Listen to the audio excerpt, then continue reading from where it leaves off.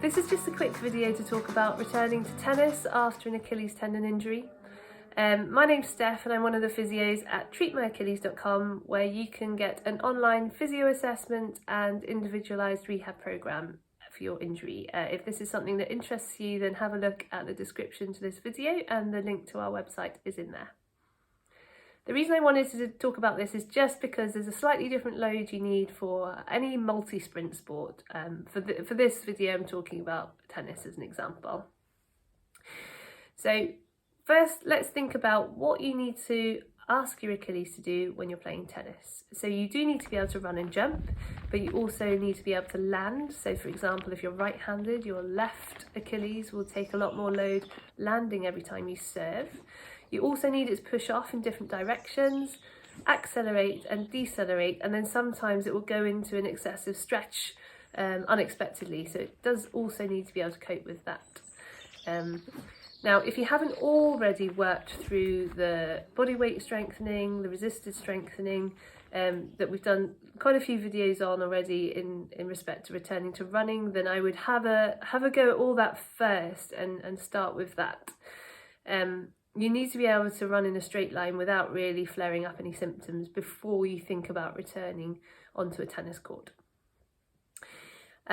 When you do get to that point where you can run in a straight line, then a nice little test you can do that's very easy is some hopping. So you could try hopping not just up and down, but forwards and backwards and side to side. You can do what we call the hop for distance test, where you stand on one foot, you hop as far as you can, land on the same foot, see if you can hold the landing. You should be able to get the same sort of distance on 3 attempts on one foot compared to the other without losing your balance. And then another good test to do is just get onto the court without or get into some space that you can do some running in different directions without having the pressure of playing. So check you can run forwards, backwards, diagonally, change direction quickly. You should have full range of movement in your ankle in both ankles at this stage. And certainly the Achilles shouldn't be painful on the stretch.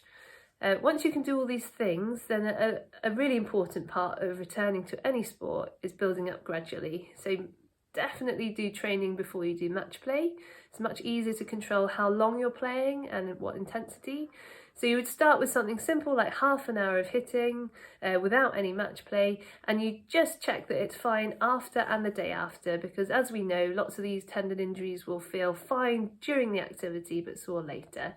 And if it's still sore or worse, then it might well be that it's not quite ready, in which case you just need to stay at the same level until it can adapt. If it feels fine, then you can gradually increase the load and consider then returning to something like match play.